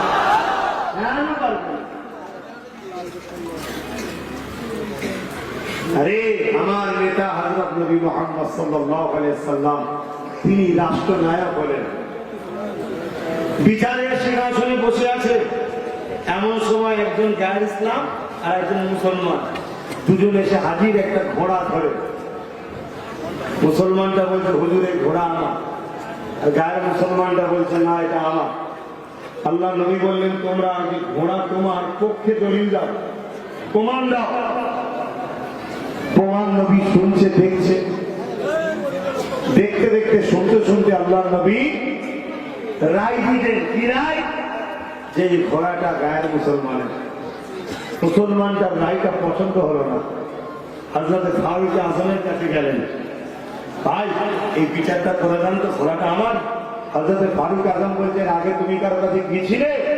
ফারুক আজমকে তখন মুসলমানটা বলছে হ্যাঁ গিয়েছিলাম, নবীর কাছে গিয়েছিলাম। নবী আমার দিকে রায়টা দিল, আমি মুসলমান, আমার দিকে না দিয়ে ওর দিকে দিয়েছে। ফারুক আজম বলেছে ইসলামের পক্ষপাতিত্ব চলে না, ইসলামের নাই সত্য চলে। জোরে বলুন সুবহানাল্লাহ। আরে আমার নেতা কি শিখিয়েছে? সবথেকে বড় ইবাদত নামাজ। আপনি নামাজে দাঁড়িয়েছেন, আপনার কানে একটা আওয়াজ এসে বাঁচাও বাঁচাও বাঁচাও। আমার নেতা শিখিয়েছে নামাজ সবথেকে বড় ইবাদত। নামাজটা ছেড়ে দেন, দিয়ে আগে তাকে বাঁচান। হুজুর যদি গায়ের মুসলমান হয়, আমার নেতা বলছে আল্লাহর সৃষ্টিকে আগে বাঁচাও। বলে বলুন সুবহানাল্লাহ। যদি আমরা এই আদর্শ নিয়ে সমাজের মানুষের খেদমত করতে লাগি, তাহলে আমাদের এলাকার না মুসলমান, না দলিত, না আদিবাসী, না মতুয়া, না হিন্দু, কোন সমাজের গরিব বঞ্চিত হবে না। কেন? আমার নেতা 10 বছর যে রাজত্ব চালিয়েছিলেন, ওই রাজত্বে এমন সম্পৃক্ত নবীজি নজির দিয়েছিলেন, একটা কোন ধর্মের মানুষ কোন রাত্রিতে না খেয়ে ঘুমাইলে সবার মুখে খাবারের ব্যবস্থা আল্লাহ করেছিলেন আমার নেতার ওসিলায়। জোরে বলুন সুবহানাল্লাহ। ইতিহাস তার প্রমাণ দিচ্ছে। আর একটা ব্যক্তির নাম আমিরুল মুমিনিন খলিফাতুল মুসলিমিন হযরত ফারুক আযম। হুজুর আমার একদিন বড় তুফান ঝড় চলছে, মানুষ ঘর থেকে বেরোতে পারছে না। ফারুক আযম এমন সময়তে দেখা যায় খাদ্য ভাণ্ডারে গিয়ে সেখান থেকে খাবার ভরছে। খাদ্যমন্ত্রী জিজ্ঞাসা করছে ফারুক আযম, ভাই এই ঝড় তুফানে কেউ বাইরে বেরোতে পারছে না, আপনি খাবার ভরছেন, এখন নিয়ে যাবেন কোথায়? ফারুক আযম বলেছিলেন, ভাই এই জন্যই তো নিয়ে যাব, এই ঝড় তুফানেতে মানুষ যেখানে বাইরে বেরোতে পারে না, তাহলে জীব জন্তু পশু পাখিরাও তারাও তো গুহা থেকে বেরোতে পারছে না, খেতে পারছে না। আল্লাহর সৃষ্টি কষ্ট পাচ্ছে, তাই গুহার মুখে মুখে খাবার দেব, তাহলে তারা খেয়ে জীবন ধারণ করবে। মুস্তাফা আরবি সাল্লাল্লাহু আলাইহি ওয়াসাল্লামের গোলামের রাজনীতি দেখো, তিনি মানুষ তো অনেক দূরের কথা, তার রাজনীতিরা জীব জন্তু যেন ভুকা না যায় সেটাও চিন্তা করেছে। এই আমরা যদি রাজনীতি করি সমাজে কখনো গরিবরা ভুকা ঘুমাবে না, ঠিক না বেটি? আজ আমরা সরে গেছি বলে আজ এই শূন্য স্থানে দুর্নীতিবাজরা ঢুকে যে চুরি ডাকাতি বদমাইশি লুটপাট হচ্ছে, ঠিক না বেটি? আর শরিয়াতের দৃষ্টান্তে আলেমদেরই সব থেকে বেশি রাজনীতি করার অধিকার আছে। যদি বলেন কেন? আলেমরা হল নবীর ওয়ারিস এবং আলেমরা আল্লাহকে ভয় করে। যারা ভয় করে তারা কখনো দুর্নীতি করবে না, ঠিক না বেটি? তো যা আমাদের টোটাল জীবনটা আমার রাসূলুল্লাহর নকশা কদমে চালাতে হবে, ঠিক না বেটি? অন্য কারো অনুসরণ করলে আমরা কামিয়াব হতে পারবো না। তো আসে আল্লাহ পাকের কাছে একটু দোয়া চাইব। সালাম তো করিয়েছি, আরো একটা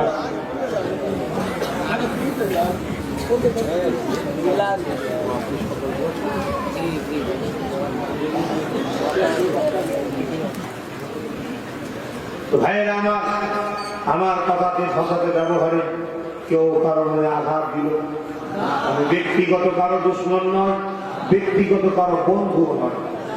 মান আহাব্বা লিল্লাহ ওয়া আবগাদা লিল্লাহ ওয়া আতা লিল্লাহ ওয়া মানআ লিল্লাহ ফাকাদ ইসতাকমালাল ঈমান। বন্ধুত্ব করবো আল্লাহর জন্য, ভালোবাসবো আল্লাহর জন্য, আত্মীয়তা করবো আল্লাহর জন্য, সম্পর্ক করবো আল্লাহর জন্য, সম্পর্ক বিচ্ছেদ করবো আল্লাহর জন্য, দুশ্মনী করবো আল্লাহর জন্য, লড়াই করবো আল্লাহর জন্য। আর এইটা যারা করে তারা প্রকৃত ঈমানের মজা পায়। যদি বলুন সুবহান। তাই আজ আমি আবার বলে যাই, হাত জোর করে হাত পেতে বলে যাচ্ছি, আপনি আপনার যে ইমামকে ভালোবাসেন, যে পীরকে ভালোবাসেন, যে শায়েখকে ভালোবাসেন, তিনাকে নিয়ে আপনি থাকেন, তিনাকে আপনি আপনার বাড়িতে আনেন, তিনার বাড়িতে আপনি যান, মাসলা মাসাইল ফতোয়া ধর্ম সব শেখেন। কিন্তু আজ বর্তমান সময় সারা বিশ্ব জুড়ে গরিব অসহায়দের ঘরে মিটিয়ে দিবার ষড়যন্ত্র চলছে। এই ষড়যন্ত্র আমার ভারতেও শুরু হয়েছে। আল্লাহর সৃষ্টিকে বাঁচাবার স্বার্থে ঐক্যবদ্ধ হন। যেখানে আদিবাসীরা একতা হচ্ছে, দলিতরা একতা হচ্ছে, মতুয়ারা একতা হচ্ছে, আমরা কেন একতা হতে পারবো না? আগে আসুন।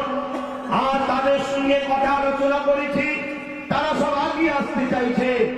আজকে গরিব মারার পর হচ্ছে একটা বিষয় এখানে আলোচনা করি, কেননা আমি আগে একটা হাদিস বলেছি, লা ইয়ারহামুল্লাহু মান লা ইয়ারহামুন নাস।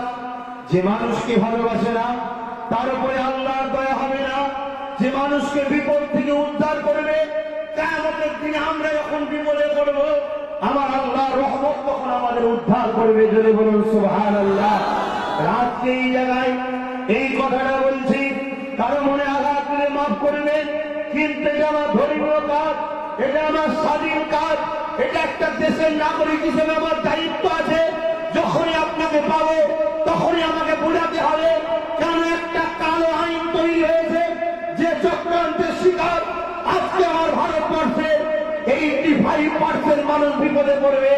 শুধুমাত্র মুসলমান বিপদে পড়বে তা নয়, এই আইনটা হলো সিএ, এনপিআর বা এনআরসি। এই এনআরসি করার মূল লক্ষ্য হলো 10% ধনী লোক, 90% বা 15% ধনী লোক, 85% গরিবকে কৃতদাস বানাবে, দাসত্ব শিকল পায়ে বানাবে। যেটা আবু জেহেল করেছিল, উতবা করেছিল, সাইবা করেছিল, ফেরাউন করেছিল, হিটলার করেছিল, নমরুদ করেছিল।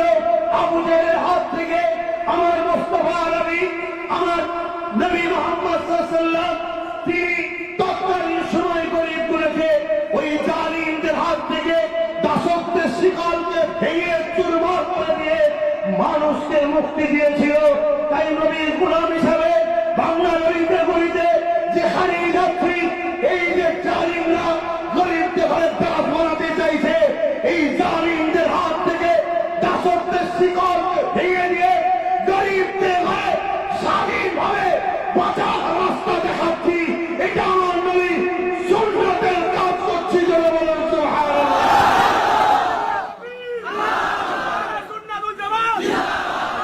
ভাইরা আমার, সেই নবীর সুন্নতের কাজ আপনারা কি আমার সাথে সাহায্য করবেন না? আল্লাহকে সাক্ষী রেখে বলবেন করবেন না? নারে তাকবীর, নারে তাকবীর, আরে বর্ষ, আরে বর্ষ, আরে বাঁশি, নারে তাকবীর। ভালো করে বুঝুন আমার বাপেরা, মাতৃভূমিকে ভালোবাসা কত মহান কাজ জানেন? এই অসুবিধা হচ্ছে না, নামাজ, রোজা, হজ, যাকাত, দান, খায়রাত সবটা বলতে হবে। সবটা তো শুনছি, আমরা প্রায় 6.5 ঘন্টা সাধারণত হজ করছি।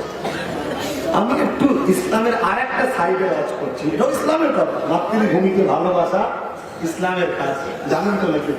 হ্যাঁ, এই মাতৃভূমিকে ভালোবাসা কত মহান কাজ। আমার আব্বা, আমার ভাই, আমার আম্মা, আমার বোনেরা শোনে।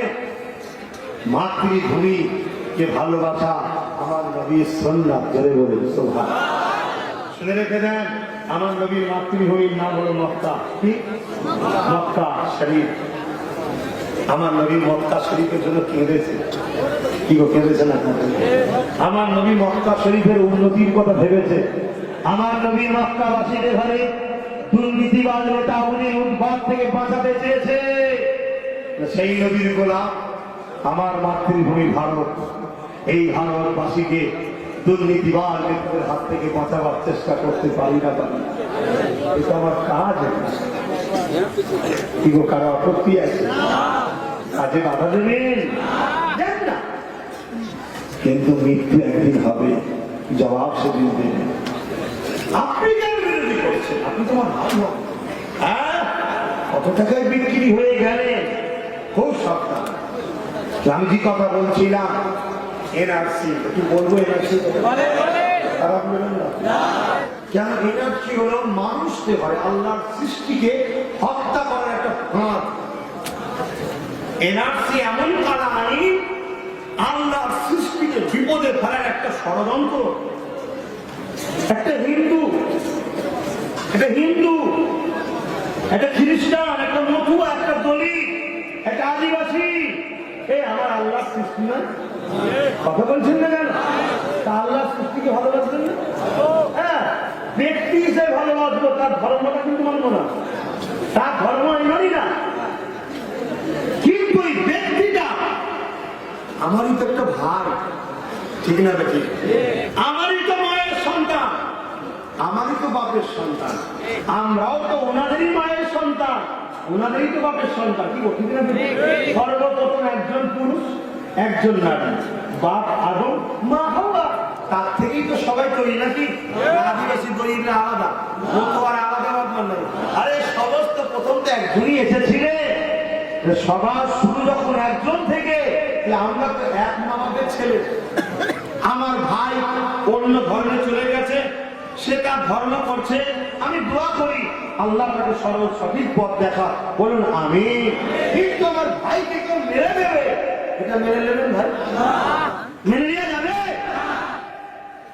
আজকে এই পুঁজিপতিরা, ফাঁসিবাদীরা আজকে সমাজের মুখে 10% ব্যক্তি পুরো ভারতের মানুষকে কিতদার বানাতে চাইছে, যে ভারত নাকি গরিবে নওয়াজের ভারত, যে ভারত নাকি সিরাজ আফরিদুল্লাহর ভারত, যে ভারত নাকি আলা হযরত আহমদ খানের ভারত, যে ভারত নাকি হাজী আমদাদুল্লাহ মানের মাতৃ ভারত, যে ভারত নাকি সাহরিউল্লাহ মুহাদ্দিস দেলভি ভারত,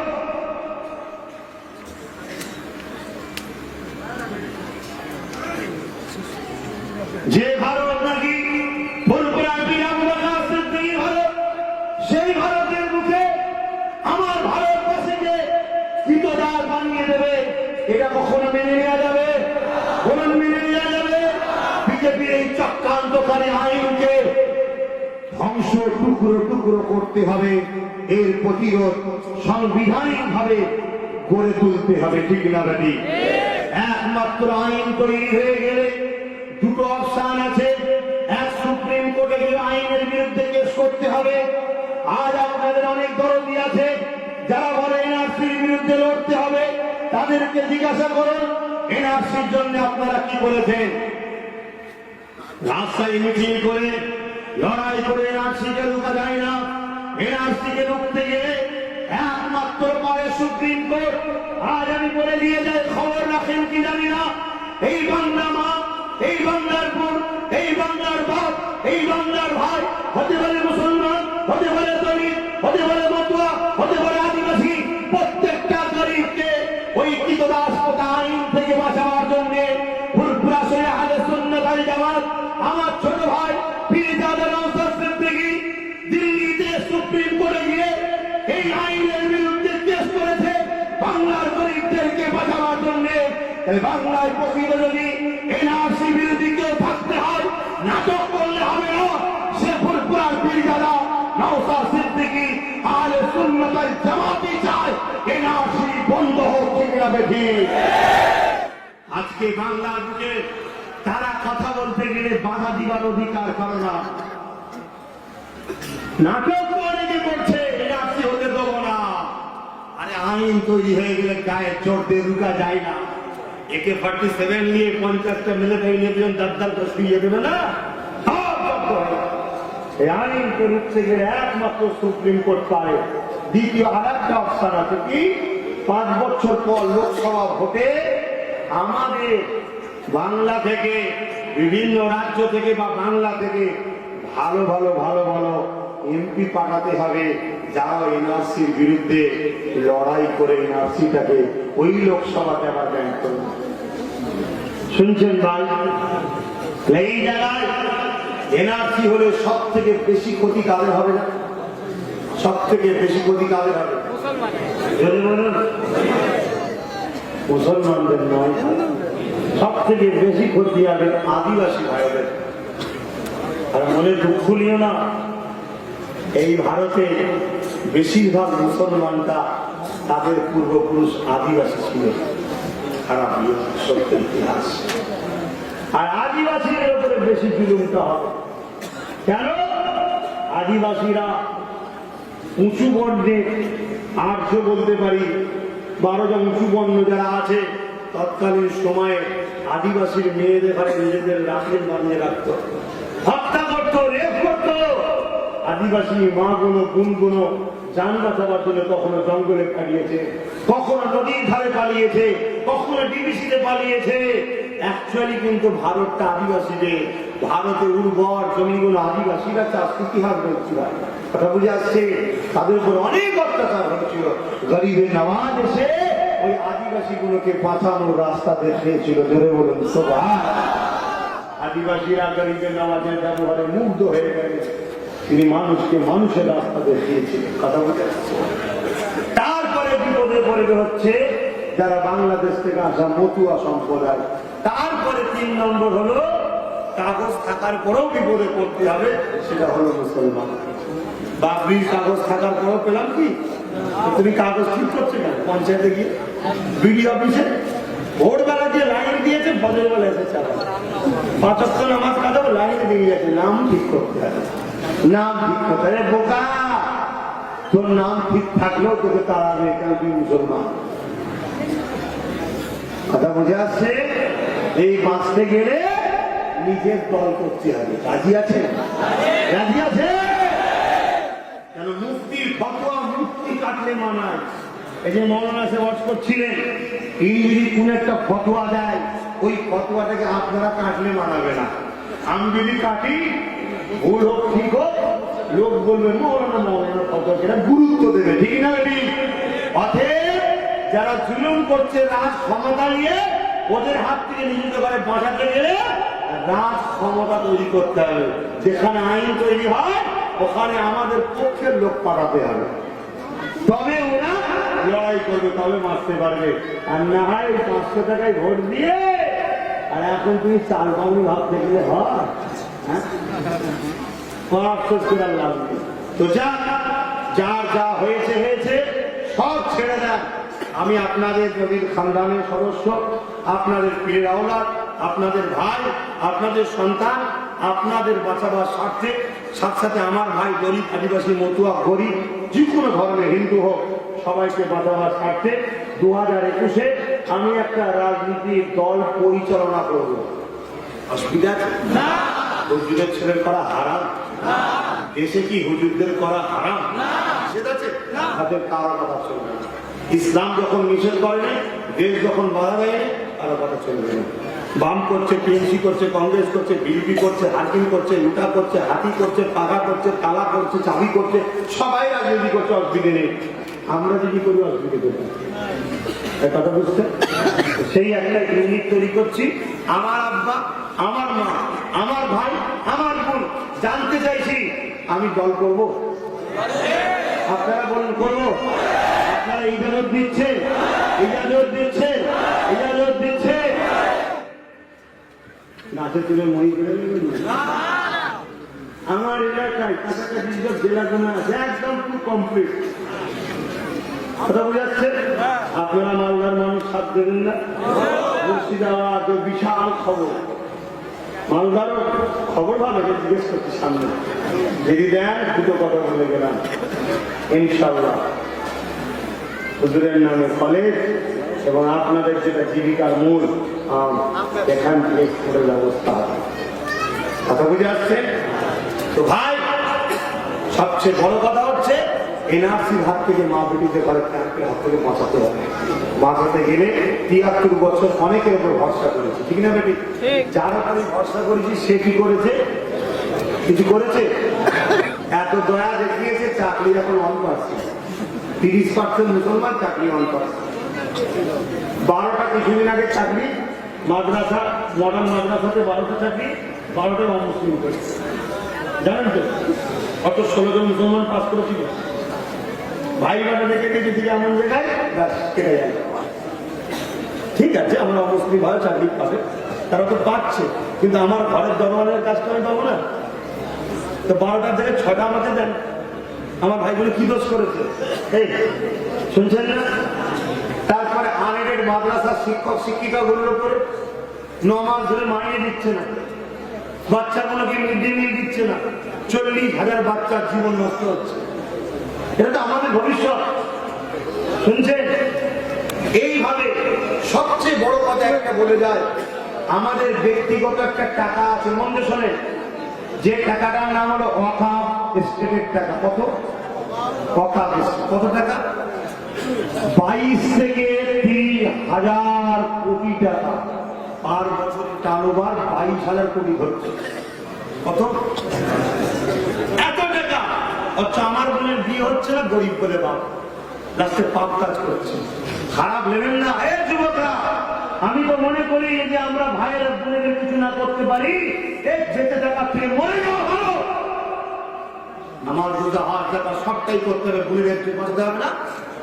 আজকে পেটের জ্বালায় 100টা নারী খারাপ রাস্তায় নামলে 70টা মুসলমান নামছে, তুমি খবর রাখো? আর ওই জায়গাতে আবার কি হচ্ছে জানো, ওই মূলের জায়গাতে মুসলমান হওয়ার জন্য তার কাছে ইচ্ছা করে খদ্দের পাঠাচ্ছে না, সে তখন বাধ্য হয়ে বলছে আমার কাছে খদ্দের আসছে না, বলছি ইসলামটা ছেড়ে দিয়ে খদ্দের যাবে। আর তোমরা যা দালালদের পিছনে ঘুরে বেড়াচ্ছ, জাহান্নামীদের পিছনে, জালিমদের পিছনে ঘুরে বেড়াচ্ছ, কিচ্ছু যদি না পাও, রাজ শক্তি করে যদি তুমি তোমার অকাপ সম্পত্তিটা পেয়ে যাও, তাহলে এই বাংলার মধ্যে 2-5 বছরের মধ্যে একটা মুসলমান পাওয়া যাবে না যে গরিব আছে।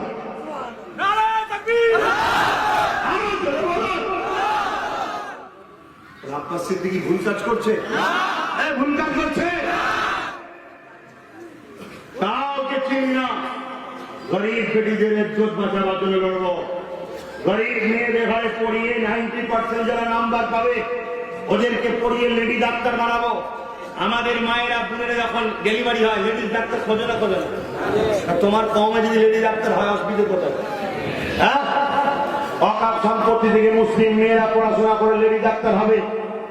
বন দপ্তরের টাকা আদিবাসী ভাইদের, তারা পড়াশোনা করে মেয়েরা লেডি ডাক্তার হবে। দেওবন্দ সম্পত্তি হিন্দু ভাইদের, তাদের মেয়েরা পড়াশোনা করে লেডি ডাক্তার হবে। তুমি কি চাও না আমার ঘরে 90% নাম্বার পেয়েছে, বাপটা ভ্যান চালিয়ে খায়, দিন মজুরি করে খায়, ওই ছেলেটা পড়াশোনা করে বড় ইঞ্জিনিয়ার হোক, ডাক্তার হোক, জজ হোক, এটা চাও না? অথচ টাকা কই, কিন্তু আমাদের টাকা 22,000 কোটি টাকা পার বছর লুটপাট হচ্ছে। ওটার সময় এলে 500 কোটি টাকাতে গুন্ডা ভাড়া করে, আর আমরা মুসলমানই গুন্ডা করি। পাড়ায় পাড়ায় 500 টাকাতে মা কি বুথ দখল করে ফেললাম, অথচ 500 কোটি টাকা 500 কোটি টাকা খরচ করলো, আর 21,500 কোটি টাকা ওরা লুটপাট করে খাচ্ছে। আর আমরা বোকা হচ্ছে, আমরা যদি নিজের একটা দল তৈরি করে নিজেরা নিজেদের কার্য না দেওয়ারি, কম করে 80-90টা সিট আমরা পাবো। আমরা ছাড়া বাংলায় কোনোদিন কেউ সরকার হবে না। আমরা আমাদের অকাল সম্পত্তি নেবো, আমার বোনের বিবাহ চিন্তা হবে না, আমার মেয়ের পড়াশোনার চিন্তা হবে না, আমার বাবা মার চিকিৎসার জন্য চিন্তা হবে না, আমাদের কারো মুখের দিকে তাকাতে হবে না। আমাদের যা আছে আমরা মাথা তুলে দাঁড়াতে পারবো। এই কাজটা আপনার স্থিতি কি করছে? ভুল করছে না। এবারে আমি অভাব দিয়েছি, যার মন যাবে আমার সঙ্গে যোগ করো, বাকি জায়গায় তাকে আমি সাপোর্ট করবো। এই মালদায় 4টে জায়গা টার্গেট করেছেন। কয় জায়গা? প্রথমবার 4টে দিলেই পুরো মালদা কাঁপিয়ে দেবেন। একটাই পুরো বাংলা কাঁপিয়ে বেড়াচ্ছি। এদিক 4টে দেন পুরো মালদা কাঁপিয়ে দেবো, আর 44টে দেন পুরো দিল্লি কাঁপিয়ে দেবো ইনশাল্লাহ। আমরা বুঝছেন না? এই মালদার আমরা এই মালদার, এই মালদায় 4টে টার্গেট করেছি। কথা বুঝছেন না? বাকি জায়গায় আমি দেবো না। এই 4টে জায়গায় যে দেবে না, বাকি জায়গায় তাকে আমি সাপোর্ট করবো। এই ইউনিটটা ভালো না খারাপ? আজকে অনেকে বলছে বিজেপি চলে আসবে। আমি তো দাওয়াত দিয়েছি, বাম, কংগ্রেস, টিএমসি সবাইকে আমি ইনভাইট করেছি, আসুন সবাই মিলে এক হয়ে বিজেপি রুটি। আজকে ভালো না খারাপ? যে আসবে জানতে হবে তার বিজেপির সঙ্গে কথা বলছে। এই কথা বুঝছেন না? সামনে বলছে বিজেপি, তারাও এগিয়ে নিতে চাইছে না, করছে।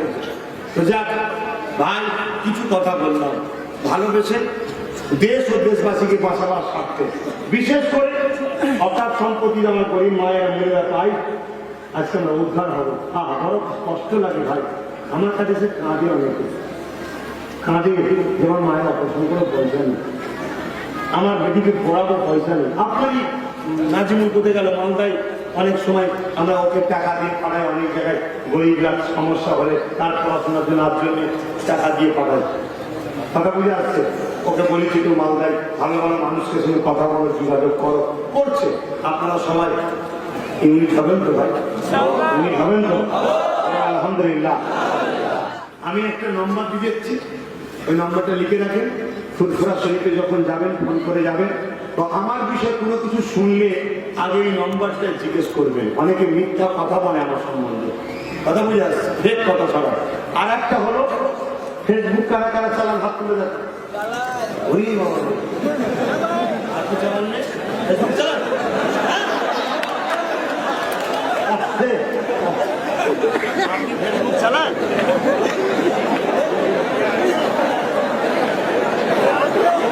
আমার বাপ বুঝতে পারেনি। যারা যারা ফেসবুক চালাও, তারা কারা হাত তুলে দেখাও। কারা কারা 5 ওয়াক্ত নামাজ পড়ে হাত তুলে দেখাও। 5 ওয়াক্ত নামাজ আপনারা যাক মালদায় কবুল আমাদের একেবারে কম নাই। আল্লাহ মালদায় শান্তি দিক, এই মালদার প্রত্যেকটা মা বোন বাপ ভাই কে কোন সেন্সেলার জানি না, প্রত্যেকটা নবীর গোলামের বাড়িতে আল্লাহ রহমত দিক, বলুন আমিন। কথা বুঝে আসছে? যা খাটটা অনেকটা বেশি পেয়েছি দেখে ভালো লাগলো যে আপনার নামাজ পড়ে। হ্যাঁ, নামাজ আল্লাহর সঙ্গে দিদার স্বরূপ, জেনে বলুন সুবহানাল্লাহ। দেখো পড়ে যাওনি ভাই, ওপরে বসাতে পড়ে যাও, পা দিকে বসে পড়ে যাবে ভাই, এই পা দিয়ে বসো, পড়ে যাবে, পড়ে যাবে। আমি কি কথা বলছি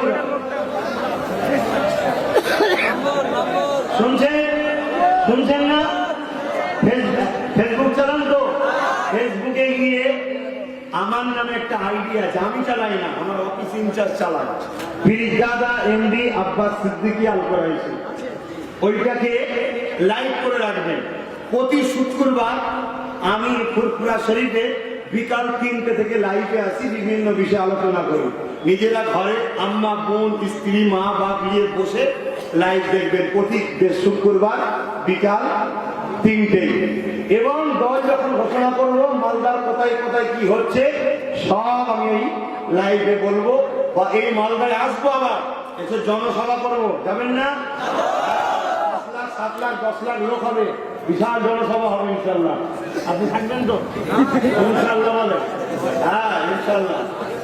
কথা বুঝে আসছে?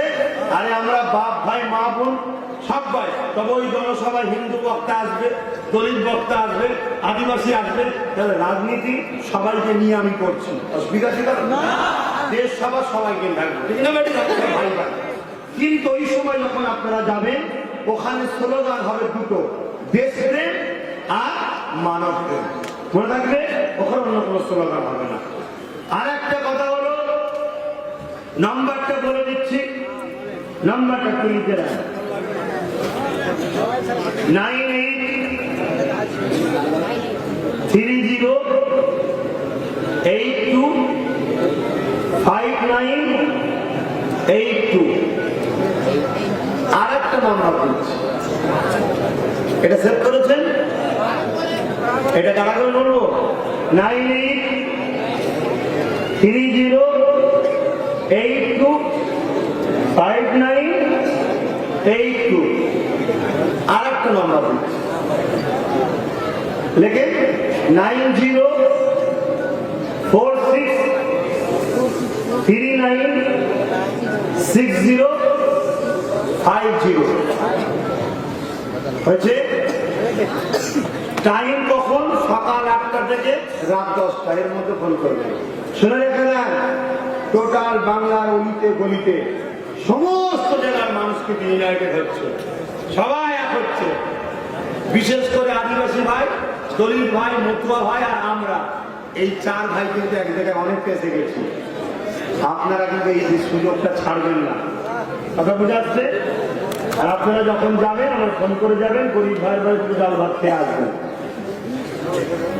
আর প্রতি শুক্রবার ফেসবুকটা পীরজাদা এমডি আব্বাস সিদ্দিকী পেজটা লাইক করে রাখবেন, প্রতি শুক্রবার দেখবেন। আর ইউটিউবে, যার ফেসবুক নেই, ইউটিউবে PABS পীর আবু বকর সিদ্দিক বলে ইউটিউবে একটা চ্যানেল আছে, ওই চ্যানেলটা তো ওই প্রতি শুক্রবার বিকেল 3টেই হয়। শত শেষ কথা, একটা দাওয়াত দেবো, যেতে হবে, আমার জন্য নয়, আমাদের জন্য, দেশ বাঁচাতে, দেশবাসী বাঁচাতে, মা বোনদের ইজ্জত বাঁচাতে, এনআরসির হাত থেকে বাঁচতে ব্রিগেডে ডাক দেবো আমি, কি হবে তো? আর আমি চাই, ইতিপূর্বে ব্রিগেডে গাড়ি ভাড়া দিয়ে লোক ডেকেছে, আমি কিন্তু গাড়ি ভাড়া দিতে পারবো না। এই আমার তোলা পয়সা নেই ভাই, জোর করে পয়সা নেই ভাই, বলুন ব্রিগেডে যাবেন? হাত করে ধোকা দিচ্ছে না তো? বাচ্চারা আর মুরব্বীদের এত দূর থেকে নিয়ে যেতে হবে না, কথা বুঝে আসছে? আর মা বোনেদেরও যেতে হবে না ইনশাল্লাহ। এই বাংলায় আমরা ভারত বাঙালি যুবকরাই যথেষ্ট, ঠিক না রে? আমরা তো মা বাপ ভাই বাচ্চাদের জন্য নিজেদের জানকে, বডিকে বডিগার্ড হিসাবে, ঢাল হিসাবে রাখবো, ঠিক না রে? ব্রিগেডে দল ঘোষণা হবে, তারপরে ব্রিগেডে ডাকা হবে, ওই চ্যানেলে খবর দেওয়া হবে, ডাক্তার কথা শুনে হয়ে গিয়ে চলে যাবেন না, অনেকে মিথ্যা প্রচার করতে পারে, আপনার সিভিল থেকে এখানে যাবেন। ওই জন্য ওদের দেখবেন আমি ডাইরেক্ট লাইভে বলবো কমে কম যেতে, সেটা দেখে তারপরে যাবেন। এবং আপনার মালদাতে ওই নাজিমুল আছে, ওর সাথে যোগাযোগ করবেন। কথা বুঝে আসছে? শুনছেন ভাই? ব্রিগেডে গাড়ি ভাড়া দিতে পারবো না, খাবার দিতে পারবো না, কিন্তু ইনশাআল্লাহ খাবার ছাড়া, গাড়ি ভাড়া ছাড়া ব্রিগেডে যে ডাক দেবো, আমার আল্লাহর উপরে ভরসা, নবীর দোয়ায় গাড়ি ভাড়া দিয়ে, ভয় দেখিয়ে, টাকা দিয়ে, খাবার দিয়ে যারা এতদিন দেখেছে সবার রেকর্ড ইনশাআল্লাহ গোলামে মুস্তফা ভাঙবে। বলুন ইনশাআল্লাহ, বলুন ইনশাআল্লাহ। সব যখন আমার দিকে, মুখ্যমন্ত্রী তোমরা হবে না, আমি হব। কি চাচা, আমি কি মুখ্যমন্ত্রী ছেড়ে বাঁচবি? না হয়, আমি মুখ্যমন্ত্রী হতেছি, কিন্তু মুখ্যমন্ত্রী নিমন্ত্রণ করবো আমরা। আমি এটা বলি তো, আমরা রাসূলের গোলাম, রাসূলের গোলাম থাকবো, ঠিক না? তো ঠিক। মুখ্যমন্ত্রী নিমন্ত্রণ করবো আমরা, আমাদের ভোটে বসবে আর ঘুরিয়ে ঘুরিয়ে ঘুরিয়ে ঘুরিয়ে সব জায়গায় আমাদের মারবে। কতদিন থেকে লোক চিল্লাচ্ছে, কত চাকরি করে কাজ করে বিদেশে থাকে, যে ঈদের 3 দিন ছুটি দেওয়া বলছে না, বলে 3 দিন আজ পর্যন্ত ছুটি পেয়েছে, কিন্তু 15 দিন ছুটি আসছে দিল ভাইয়ের অনুষ্ঠানে।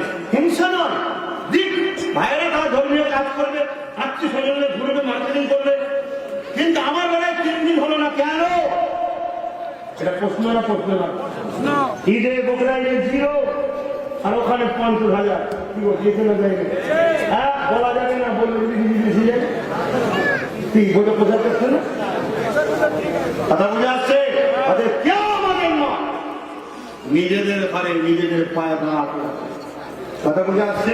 এই বাম, কংগ্রেস, টিএমসি সমস্ত ভাইকে আহ্বান জানাচ্ছি, আসুন আমরা একসাথে ইউনাইটেড হই, আমরা এখন নিজেরা নিজেদের ক্ষমতাকে অধিকার নিবার জন্য একতা হই। আসুন কমকে বাঁচাবার স্বার্থে, দেশ ও দেশবাসীকে বাঁচাবার স্বার্থে আগামী দিন আমরা একসাথে চলবো ইনশাআল্লাহ। আমি বিদায় নেবার আগে আর একটা শেষবার বলবো, টোটাল যা কিছু আলোচনা করলাম একেবারে সত্য কথা বলবেন, আমি কিছু ভুল কাজ করছি, আপনারা আমার সাথে তাহলে থাকবেন তো? থাকবেন তো? এই কথা ঠিক? আলহামদুলিল্লাহ। তাহলে আপনাদের 3টে কাজ দিয়ে যাচ্ছি। 5 ওয়াক্ত নামাজ পড়ে আমার জন্য দোয়া করবেন, আল্লাহ যেন আমার ভাইকে, আমার বাবাজিকে জালিমদের হাত থেকে জানমাল হেফাজত করেন, এবং তার যে টার্গেট, সেই টার্গেটে যেন আল্লাহ কামিয়াব করে, জয় করে, বলুন আমিন। দ্বিতীয় নম্বর হলো নিজেরা নিজেদের মা, বাবা, ভাই, বোন, আত্মীয় স্বজন সবাইকে বুঝাবেন, বুঝিয়ে ইউনাইটেড হবেন। কথা বুঝে আসছে? 3 নম্বর, ঠিক দিনে ঠিক সময় 73 বছর তো অনেকের পাশে দাঁড়ালেন, একটাবার আমাকে বিশ্বাস করে আমি যেটা বলবো সেটা শুনবেন। শত শেষ বিদায় নিচ্ছি, মিলেমিশে থাকবেন, নামাজ পড়বেন, মা বাপকে ভালোবাসবেন, আলেমদের সম্মান করবেন, বড়দের সম্মান করবেন, যদি সন্তান মনে করেন, ভাই মনে করেন, অনুরোধ করছি কারো পাল্লাই করে রাস্তায় নেবে এখন পড়বেন না, চুপচাপ থাকুন, ভেতরে ভেতরে কাজ করুন। ঠিক সময় আগে কোমরটাকে বেঁধে নিন, তারপরে অধিকার আপনি আপনি চলে আসবে।